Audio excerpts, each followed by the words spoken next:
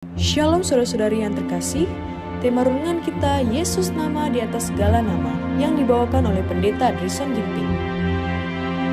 Selamat pagi umat Tuhan yang terkasih dimanapun kita berada. Semoga kita dalam keadaan baik dan sehat-sehat saja. Renungan kita hari ini Minggu 23 Juni 2024 yang berjudul Terang.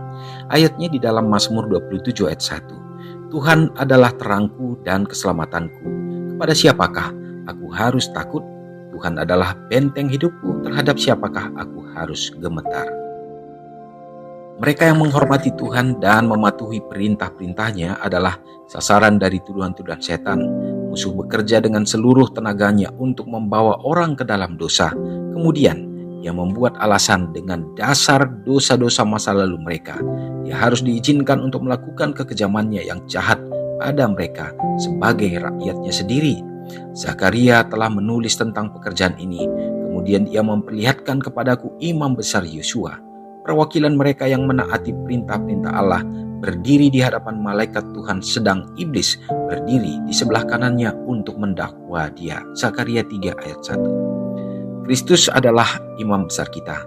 Setan berdiri di hadapannya siang dan malam sebagai penuduk saudara-saudara. Dengan kuasanya yang luar biasa, ia menampilkan setiap ciri tabiat yang tidak dapat diterima sebagai alasan yang cukup untuk menarik kembali kuasa perlindungan Kristus, sehingga membiarkan setan mematahkan semangat dan membinasakan mereka yang telah ia buat berdosa. Tetapi Kristus telah mengadakan pendamaian bagi setiap orang berdosa. Dapatkah kita dengan iman mendengar pengacara kita berkata, Tuhan kiranya menghardik engkau, hai iblis. Tuhan yang memilih Yerusalem kiranya menghardik engkau.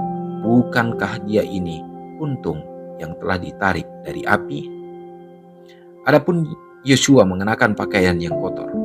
Demikianlah orang-orang berdosa muncul di hadapan musuh yang dengan kuasanya yang licik dan menipu telah menjauhkan mereka dari kesetiaan kepada Allah.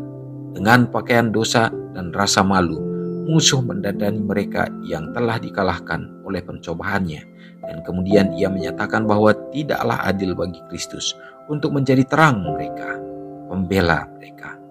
Tetapi orang-orang fana yang malang dan bertobat, dengarkan kata-kata Yesus, dan percayalah ketika engkau mendengar yang memberikan perintah kepada orang-orang yang melayaninya. Tanggalkanlah pakaian yang kotor itu daripadanya. Aku akan menghapuskan kesalahan-kesalahannya. Aku akan menutup dosa-dosanya. Aku akan memperhitungkan kepadanya kebenaranku. Dan kepada Yosua ia berkata, lihat, dengan ini aku telah menjauhkan kesalahanmu daripadamu. Aku akan mengenakan kepadamu pakaian pesta. Renungkan lebih dalam.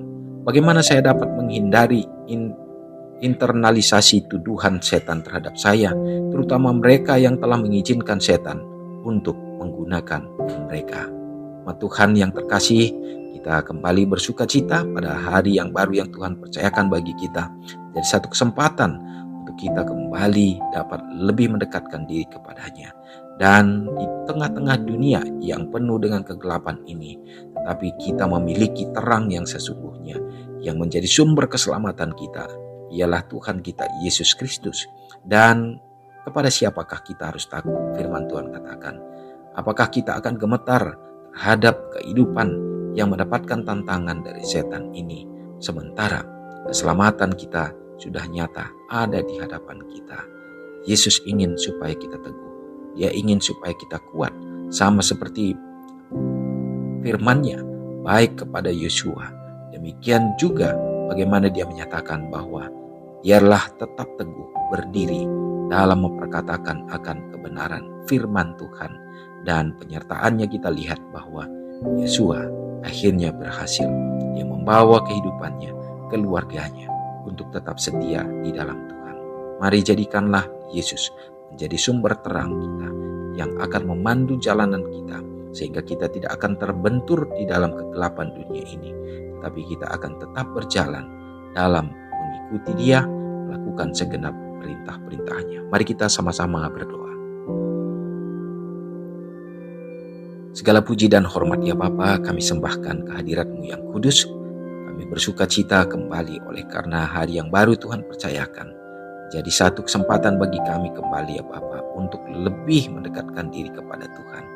Terpujilah Engkau ya Bapa, oleh karena pekabaran yang begitu indah jadi bagian kami.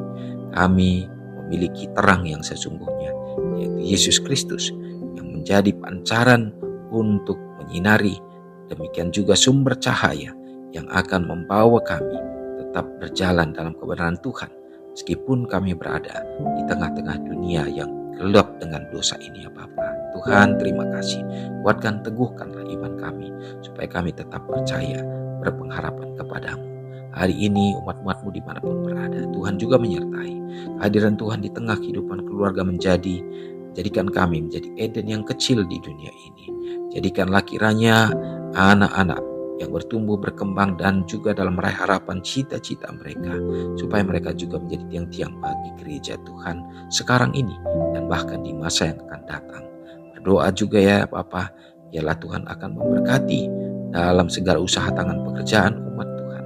Bukakan tingkap langit, curahkan berkat yang berkelimpahan, segala keperluan kebutuhan tercukupi, bahkan umat Tuhan dapat menjadi saluran kasih bagi sesama.